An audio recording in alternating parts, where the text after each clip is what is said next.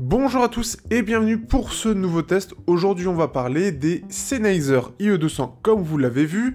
Donc ces petits intras qui sont vendus donc 150 € viennent compléter la gamme qui est en complétion depuis déjà quelques temps puisqu'on avait commencé avec les IE300 et c'est comme ça que j'avais découvert aussi la gamme IE justement. Donc un gamme IE qui est assez connu mais comme vous le savez, en Europe, on n'est pas très intra, donc c'est pas forcément en Europe que ça a le plus fonctionné. Ensuite, nous avons les IE600, pareil, vous avez le test sur la chaîne, et les IE900, qui sont, eux, sortis il y a maintenant, juste avant justement les IE600, ce qui fait que on avait un choix de prix, donc 300 €, les 600 à 700 € et les 900 à 1500 €, donc on était sur du très cher, toujours avec ce design très particulier et très compact, et ici on revient un petit peu entre guillemets aux sources, on va dire ça comme ça, avec une complétion de la gamme avec les IE200 qui sont en dessous forcément des IE300 qui sont eux vendus 150 €. On a toujours ce design assez sympathique et surtout très compact. Pour ceux qui ont des petites oreilles, ils seront très agréablement surpris. On a toujours ce design un petit peu comme les IE300 mais en simplifié, on en parlera justement après. Un changement de câble, puisque cette fois-ci on n'est plus sur le câble que l'on avait avant, alors il n'est pas parfait mais on en parlera et c'est surtout une belle avancée par rapport à avant, mais il y a encore du travail et surtout on parlera de la connexion MMCX+, qui est bien, mais ça pose problème derrière, et surtout on est toujours avec ce driver de 7 mm. Alors est-ce que c'est le même que ce qu'il y a dans l'IE 300, 600, 900, je ne saurais dire, néanmoins c'est du très solide. Et surtout, on va le voir dans le test, ce qui est intéressant, c'est surtout que vraiment, face à la concurrence, surtout chinoise, que j'ai chez moi, et ben ça se défend très très bien. Donc justement, Sennheiser signifie des intras qui sont vraiment très intéressants, pour ceux qui veulent justement découvrir l'hi-fi avec une marque connue, donc Sennheiser, IE200 se démarque très bien et surtout propose vraiment une expérience très très intéressante. On voit ça tout de suite dans le test.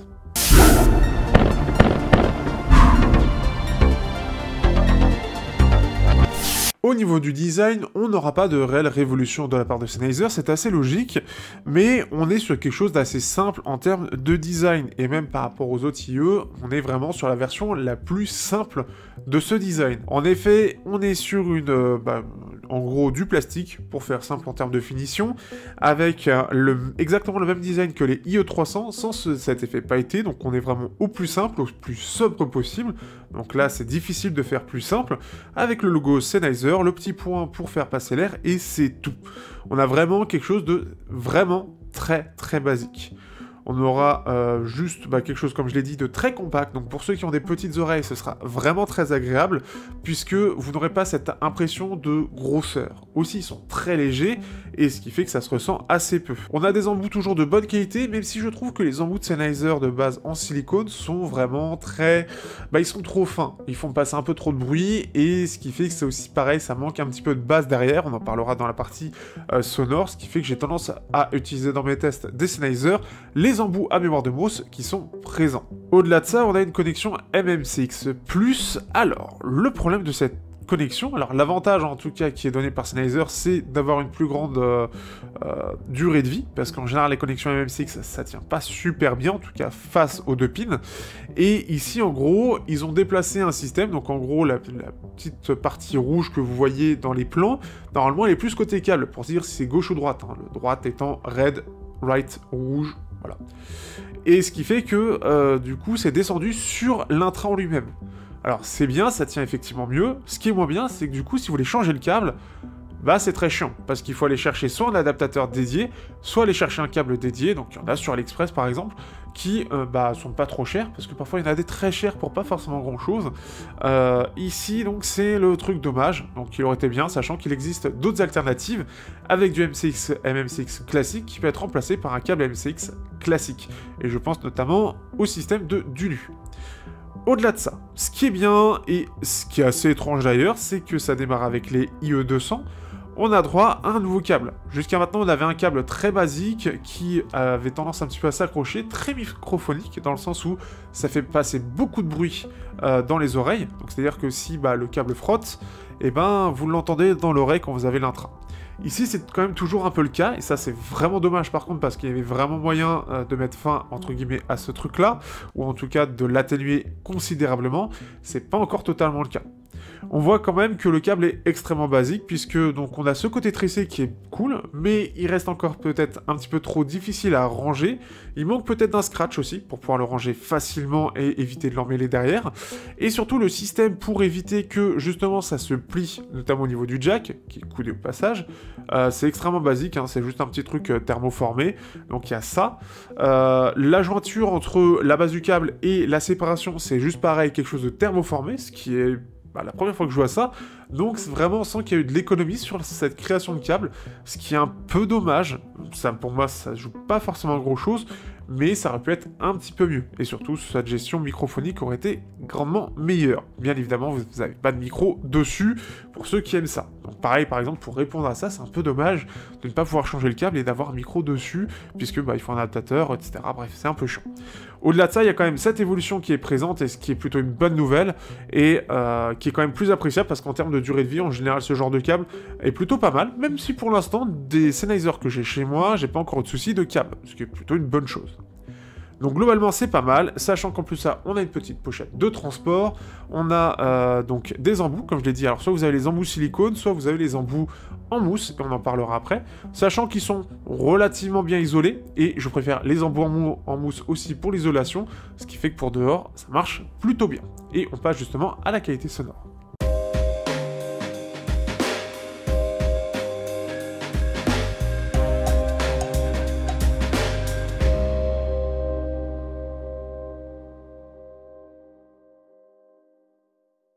Pour ces IE200, Sennheiser a décidé de rester sur le même driver que d'habitude, en tout cas la même technologie, puisque c'est leur technologie, ce qu'ils appellent True Response, un driver de 7 mm, qui semble petit, mais ça ne veut rien dire, comme vous le savez, et ce qui fait que donc on est sur un driver qui est très intéressant, qui nous donne une signature qui est plutôt pas mal et assez étonnante.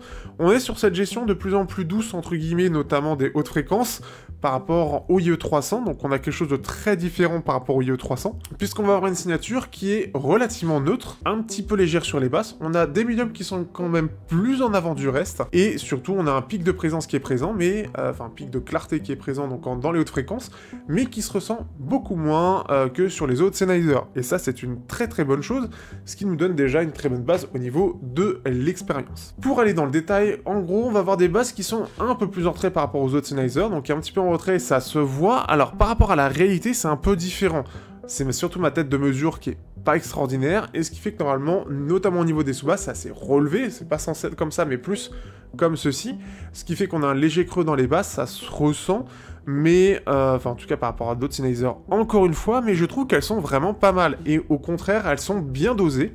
On est sur quelque chose qui, pour ceux qui aiment les basses, ça risque de manquer un petit peu, mais elle est quand même agréable, on a une belle profondeur, on a quand même une sous-basse qui est relativement présente et assez vibrante, ce qui fait que c'est agréable et plutôt détaillé dans l'ensemble, et je trouve que pour un monodriver à 150 €, et encore une fois face à la concurrence chinoise, elle se défend vraiment très bien, on a vraiment quelque chose de plutôt bien détaillé, légèrement vibrant, relativement neutre, qui permet à la fois de l'en écouter sur du métal, mais aussi, mais surtout plus, et c'est là où je trouve qu'il se débrouille mieux, sur de la dub ou de l'ambiante, où c'est vraiment bien équilibré, mais par contre elle manque un petit peu sur de l'électro, je trouve que c'est vraiment là où ça manque un peu. On a des médiums qui sont plutôt en avant, et ça c'est vraiment quelque chose qui est sympathique, et pour ceux qui n'ont pas forcément l'habitude, c'est une très belle expérience, puisqu'on va voir des voix qui sont vraiment bien mises en avant, très intelligibles, très détaillées, et vraiment pas mal. Elles sont un petit peu froides dans le sens où ça manque un peu de basse, ça manque un peu de chaleur, un peu de corps globalement, dû à cette légère absence de basse, donc ça c'est un petit peu dommage pour ceux qui aiment bien ces voix chaleureuses. Ici ça manque un petit peu, mais elles sont vraiment détaillées, sans trop en faire, sans avoir un côté trop clair, et sans avoir de sibilance, donc c'est vraiment bien, et je trouve que c'est bien maîtrisé de ce point de vue là. On a un léger creux dans les aigus, qui permet de ne pas avoir des aigus trop présents et donc trop fatigants, mais pareil c'est vraiment bien détaillé je trouve, encore une fois pour 150 € pour un monodriver, et surtout au niveau des hautes fréquences, donc on a un pic de clarté qui est présent, qui est assez habituel chez Sennheiser, mais je trouve qu'on le ressent moins que par rapport aux autres, et on en parlera dans la partie comparaison, donc je vous invite à rester, et ce qui fait que, bah, on a quelque chose de vraiment sympathique, de vraiment bien maîtrisé. On a une scène qui est large, on a une séparation des instruments qui est vraiment bonne, on a une bonne clarté globale, et bah, globalement, je les trouve assez polyvalents. Pour ceux qui ont l'habitude d'avoir des intras basseux, ça peut manquer un peu de base, justement, mais à la limite, avec une égalisation, ça peut passer, mais je trouve vraiment qu'on a un bon rendu global, quelque chose de bien détaillé, de vraiment agréable, des bons médiums, donc des belles voix, une belle mélodie. Tout est assez naturel et vraiment bien maîtrisé. Et je m'attendais pas à quand même, en termes de qualité sonore, à avoir une telle qualité, surtout par rapport au IE300, qui m'avait laissé un peu sur ma faim, avec son prix face à la concurrence. Ici, je trouve que, justement, on a quelque chose de très solide. Et malgré ce côté monodriver, je trouve que la gestion, l'étendue dans les aigus est vraiment bien maîtrisée. On a quelque chose de bien détaillé, qui va assez loin, et qui permet justement d'avoir une très bonne scène pour du monodriver. Et c'est vraiment bien. Comme j'ai dit, j'ai même pu l'écouter sur du métal, on a quelque chose de vraiment pas mal, ça peut me manquer un petit peu au niveau des basses, mais ce qui est bien, c'est qu'on n'a pas les guitares qui ressortent trop, et ce qui fait que, dans l'ensemble, ça peut manquer ce côté un petit peu fun, un petit peu rock, mais ouais, c'est cool quand même, c'est cool. Là où, comme je l'ai dit, on va en profiter le mieux, ça va être de la dub, de l'ambiance, du classique, ça passe très bien aussi dessus, on a quelque chose d'assez cohérent, on a tout ce qui va être voix, même du rap, ça passe plutôt bien, mais globalement, si vous aimez bien le côté un peu boom boom, un petit peu électro notamment, mais vraiment le côté basseux, je vous conseille plus d'aller sur les côtés IE300, avec ce côté un peu plus dynamique au niveau des basses, et par contre des extrêmes aigus qui ressortent, mais c'est vraiment pas mal. Par contre, et je vous conseille vraiment d'utiliser les embouts à mémoire de mousse, et pour ceux qui ont plus d'expérience et plus de choix, je vous conseille d'essayer avec d'autres embouts en silicone. Là, j'ai testé récemment les Terriclérion, donc je les ai tout juste reçus, j'ai testé pour voir, et ça passait vraiment très bien dessus. Ça permet de rehausser les basses notamment, et d'avoir quelque chose d'un petit peu plus fun justement au niveau de la basse, et c'est vraiment très très bien. Mais vraiment, je suis très très content du son, surtout pour ce prix-là, ça vaut largement le coup. Si vous voulez découvrir l'hi-fi, c'est très très bien avec ça, c'est un très très bon moyen.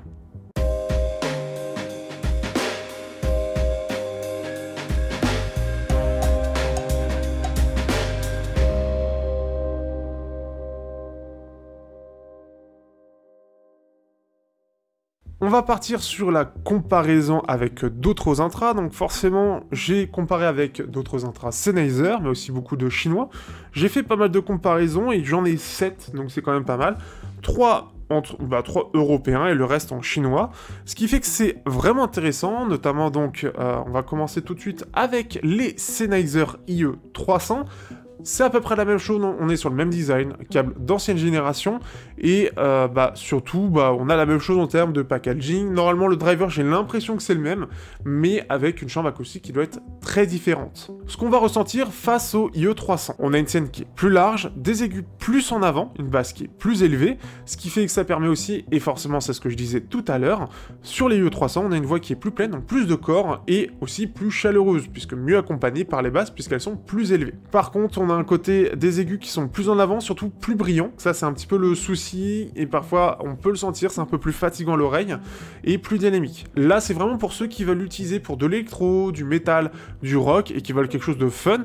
Je vous conseille, si vous aimez bien le format des IE200, les IE300, c'est la même chose, mais avec ce côté beaucoup plus fun. Là où c'est beaucoup plus dans l'équilibre, dans le côté un petit peu plus subtil et délicat, on va dire ça comme ça, sur les IE200. On a un côté un petit peu plus détaillé aussi, qui en tout cas qui fait effet plus détaillé avec ce pic un petit peu plus présent. Pareil, je conseille vraiment d'utiliser les embouts à mémoire de mousse pour mieux en profiter. On a, et eux ont été pas mal acclamés pour son rapport qualité-prix, les Sennheiser IE600. Alors avec un design, en tout cas les matériaux utilisés, qui est vraiment joli, je trouve qu'il est bien travaillé et agréable. Là, clairement, on a strictement rien à voir, c'est beaucoup plus en commun avec les IE900, ce qui fait qu'on a quelque chose de beaucoup plus détaillé, plus clair aussi, des basses plus profondes mais plus neutres. On va le sentir là où on a une espèce de truc comme ça au niveau des IE200, on sent qu'on a quelque chose d'un peu plus plat sur les IE600. On est clairement sur quelque chose de plus dynamique, avec une meilleure séparation des instruments, une voix plus pleine dans l'ensemble, que ce soit aiguë ou basse dans l'ensemble. En fait, on a vraiment cet équilibre global qui les rend plus naturels dans l'ensemble. Là où ça fait un peu plus fin en comparaison sur les IE200, justement. on a une scène qui est plus large, et globalement, on a un effet plus naturel, vu qu'on a ce côté un peu plus linéaire. Ce sont des très très bons intras, qui sont en plus de ça aussi avec ce même monodriver, en tout cas, même technologie utilisée, et ce qui fait que c'est très très bon, et ça se défend très bien pour un monodriver. On va changer et on va aller plus côté chinois, et on va commencer avec les AudioSense DT300. Aujourd'hui, alors AudioSense c'est un petit peu pas très en bonne santé, en tout cas c'est ce qui semblerait, où ils cassent bien les prix, et donc ces AudioSense DT300 actuellement on peut les trouver à 100 €, mais à la base ils étaient à 150 €. On a 3 drivers à armature équilibrée avec donc une belle finition, mais par contre un corps assez gros, et on va sentir une très grande différence. Un manque de corps global déjà, on sent qu'on a un côté plus creux, ça c'est dû au fait qu'on a un manque de profondeur dans la basse qui fait que on va avoir ce côté creux un peu, voilà, un peu résonnant, un peu creux en comparaison, donc ça manque clairement de basse et notamment de sous-basse, puisque les armatures équilibrées ont du mal à restituer correctement cette partie-là face à des drivers dynamiques classiques. On a une voix qui est quand même plus chaleureuse, notamment parce qu'on a un creux dans les aigus, et ça manque de naturel dû à ce côté manque de corps en fait global. On a par contre quelque chose qui est un peu plus doux, un petit peu plus agréable, et on sent qu'on a les aigus qui sont donc en retrait, donc ce qui fait que pour des longues sessions ça va mieux se sentir. On va avoir des oreilles qui vont plus en profiter entre guillemets, qui vont être moins fatiguées. Toujours chez AudioSense mais sa filiale Tinker, avec les Tinker TK300 qui eux sont vendus aussi une centaine d'euros, finition métal. 3 drivers, un driver dynamique et 2 drivers armature équilibrée de chez Knowles. On est sur une signature en V, donc un peu comme les IE300. On a une basse qui est plus élevée, une sous-basse surtout, qui se montre vraiment plus imposante et plus puissante. On a une bonne clarté globale, avec quand même une voix qui est en retrait du coup, en comparaison là où on les a en avant sur les IE200. On a quand même quelque chose qui est mieux détaillé, ça c'est côté aussi triple driver, et plus fun, mais ça reste globalement assez naturel. Donc on a quelque chose d'assez équivalent, et c'est ça qui est assez étonnant, c'est que pour un monodriver, je trouve qu'en termes de détail, la différence se ressent pas tant que ça. Et ça, c'est vraiment impressionnant. On sent qu'on a un très bon driver sur les IE200, et le fait que ça arrive à maintenir globalement une bonne qualité de détail face à du hybride, donc le fait d'avoir le meilleur de la technologie, driver dynamique et armature équilibrée, fait qu'on a un très très bel ensemble, ce qui fait que ça tient plutôt bien la comparaison, et c'est assez étonnant. On va revenir sur du européen, et j'ai perdu une lumière, avec les RHA T20i. Les RHA T20i, donc RHA c'est anglais, les T20i datent un petit peu, je crois qu'ils datent de 2017 ou 2018, d'ailleurs RHA, il reste plus grand chose d'eux aujourd'hui, et ce qui fait que on est donc sur un driver dynamique de 10 mm, avec quelque chose qui est en métal en termes de finition, on avait quelque chose de vraiment très sympa, des filtres, ici je l'ai utilisé avec le filtre basse, donc clairement déjà on a plus de basse par défaut, on est sur une espèce de signature en V avec des aigus qui arrivent assez vite, donc plus de basse, des médiums qui sont un peu en retrait, des aigus un peu en avant. Par contre je trouve que justement on a deux parties du spectre qui est bien mise en avant, mais ce qui fait que ça donne un effet un peu pas super naturel. On sent que le driver n'est clairement pas de la même génération, ce qui fait qu'en termes de scène c'est pas très étendu, et ça c'est l'avantage des IE200 malgré du monodriver. Donc c'est pas très peu étendu. On a un volume limité dû aux aigus qui sont vraiment très en avant, ce qui fait qu'on va pas pouvoir écouter très fort, parce que sinon ça fatigue très vite l'oreille, on se fait carrément mal à l'oreille. On a une scène qui est moins étendue, et surtout des aigus qui sont moins précis. Donc ce qui fait que les RHA sont clairement en retrait de la part déjà côté réglage, mais aussi côté qualité du driver technique en fait, donc c'est pas terrible en comparaison, je trouve que les IE200 sont bien meilleurs. Face au KBR Aurora, donc KBR c'est vraiment une bonne marque globalement, les Aurora c'est du driver dynamique, Dynamic Light Carbon pour ceux qui savent, donc en 10 mm. Ici on est sur une signature un petit peu similaire, mais c'est un peu différent. On est sur quelque chose déjà avec des basses un petit peu plus relevées, donc c'est plus chaleureux. On a une scène qui est clairement plus centrale, on a vraiment cette impression là, où ça a du mal à s'étendre au niveau des sons, et ce qui fait que la scène est moins étendue que les IE200, en tout cas un peu moins bien étendue, entre guillemets. On a une signature un petit peu plus en U, avec notamment des sous-basses qui sont un peu plus en avant et des extrêmes aigus qui sont un peu plus en avant. On sent clairement qu'on a des voix qui sont un peu moins en avant, mais elles sont plus agressives, notamment dû au pic de clarté qui est présent ici, et ce qui fait que ça se ressent tout de suite, et ce qui fait que c'est plus agressif, plus fatigant, moins naturel, et je trouve que c'est un peu moins bon en comparaison. Je trouve que quand on passe de l'un à l'autre, ça pique un peu. Après, les Kamehameha ont à peu près 2 ans, ils se défendaient très bien, je trouve que c'est des très bons intra mono drivers, mais les IE200 techniquement semblent meilleurs, et surtout en plus de ça, le réglage est meilleur aussi à mon goût, dans le sens où justement c'est moins agressif, on peut mettre un peu plus de volume, et on a, en termes de détail, je trouve que c'est un peu moins bon, pareil au niveau des aigus, c'est... Enfin, au niveau de l'ensemble, c'est vraiment bien détaillé. Pour terminer, environ vendu aujourd'hui 230 €, mais je l'avais vu moins cher à un moment donné, les B-Case Autumn, finition métal, l'avantage c'est qu'on peut choisir notamment 3 filtres aussi, un petit peu comme les RHA, et c'est très efficace et le fonctionnement est très bon, je vous invite à aller regarder le test, rien que pour cette partie-là qui est super intéressante. Les B-Case Autumn ont un driver de 12 mm, vendu à environ 200 €, et ils sont sortis il y a un petit peu de temps maintenant, je crois que je les ai testés il y a 2 ans, et on a quelque chose qui est vraiment sympathique, mais un petit peu différent. On le voit au niveau notamment de la courbe, puisqu'on va avoir 2 petits pics très présents, et ce qui fait qu'on va sentir un peu justement ces pics-là. On va avoir tout de suite une première impression qui va ressortir, c'est que c'est moins détaillé. On sent qu'au niveau des aigus, c'est vraiment moins précis, et c'est plus le côté basse qui est mis en avant. On a cette basse qui est plus profonde, qui est plus ample globalement, et ça c'est ce côté 12 mm, hein, ça permet cette partie-là aussi. On a une scène qui est par contre moins large, dû au fait que les aigus sont moins efficaces, sont moins bons, moins étendus. On a une voix qui est plus lointaine, et on sent qu'on a des pics de clarté. Ce qui fait que c'est à la fois un peu moins naturel, c'est un peu plus agressif, et globalement on sent que techniquement dans les aigus, il n'arrive pas à suivre. Et encore une fois, et c'est là où c'est très intéressant, et on arrive un peu à la fin de cette comparaison et à la fin de mes 10 minutes de one-shot, ce qui fait que c'est super intéressant parce qu'on a vraiment des IE200 qui techniquement pour du mono-driver arrivent à tenir la comparaison avec du hybride ou des plus gros drivers. Alors encore une fois, ça veut pas tout dire, on connaît pas grand-chose de la technologie utilisée par Sennheiser, mais elle est vraiment bonne, et je pense que c'est le même driver des IE300 qui est utilisé et qui est mis dans une chambre acoustique très différente, peut-être plus basique, mais c'est extrêmement efficace. On a quelque chose où on n'a pas de pic très présent, en tout cas pas hyper agressif, on a quelque chose d'assez naturel. Le plus gros souci entre guillemets c'est surtout le manque de basse, mais surtout dans un corps aussi compact c'est cool. Et surtout on arrive à la conclusion et on va résumer un peu tout ça.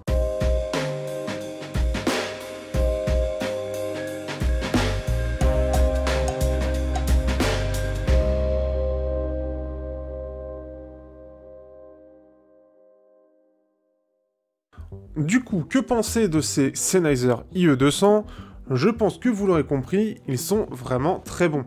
Je les conseille pour ceux qui veulent découvrir un peu la hi-fi et surtout à pas cher, c'est un très bon moyen de s'intéresser sans avoir les risques d'un côté d'AliExpress, de l'autre vous voulez rester sur de la grande marque et c'est ce que je peux comprendre, c'est vraiment un très bon moyen. Pour ceux qui veulent découvrir Sennheiser, c'est un très bon moyen aussi, c'est pas forcément les plus basseux, mais ils sont vraiment cool. Face à ceux qui auraient des IE100, je n'en ai aucune idée, ou même IE80, je ne sais pas ce que ça vaut, me demandez pas, mais je pense que vu qu'on est sur un driver récent, on est sur quelque chose qui techniquement doit être meilleur. Par contre, on n'est pas du tout sur le même réglage, je pense. Ce qui fait qu'on a quelque chose qui est vraiment bien, je trouve qu'il est... il a vraiment quelque chose, entre guillemets, à revendre, il a vraiment cet équilibre global. On a un meilleur câble déjà, ce qui est une bonne chose. Petite pochette de transport, alors ça vaut pas celle qui était en dur avant, mais c'est suffisant. On est sur, cette fois-ci, ce câble de meilleure qualité, même si c'est pas encore parfait. Et surtout, on a ce même design très compact, avec ce driver de très bonne qualité, qui permet de délivrer un son de vraiment très bonne qualité.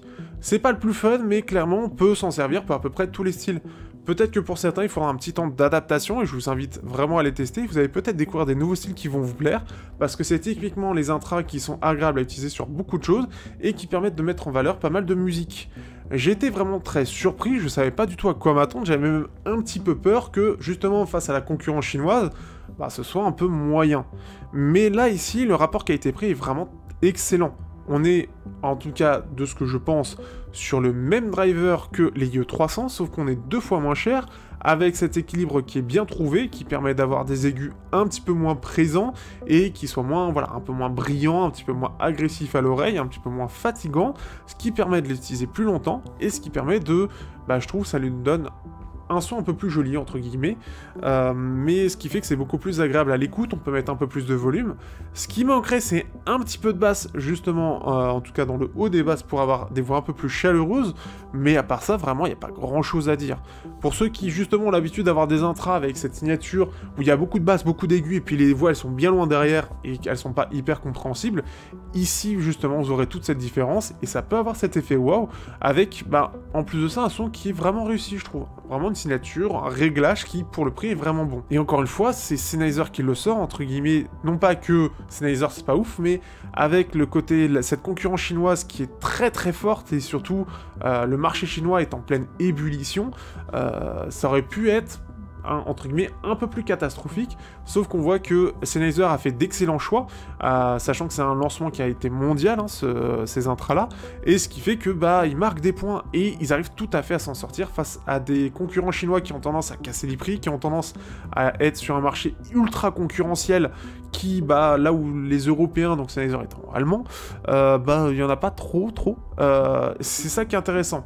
Je trouve que vraiment il y a quelque chose d'intéressant, c'est bien que Sennheiser se remette à jour sur ses gammes pas très chères et permette peut-être de remettre un peu la lumière, en tout cas moi c'est ce que j'essaie de faire aussi, mais sur les intras, surtout au niveau de l'Europe, parce que c'est pas forcément le marché le plus utilisé, le plus présent en tout cas, donc ça peut être un très bon moyen. Alors je pense que ça va s'en vendre par pelleter en Asie, surtout que bah voilà, hein, pour l'instant les premières reviews que j'ai vues sur Headphi notamment, elles sont très positives, tout le monde est très très positif. Une dernière chose que j'ai pas du tout parlé, mais ça peut être intéressant à savoir, il faut savoir qu'ils ont mis une petite technologie au niveau des embouts que vous voyez ici. En gros, on a 2 positions.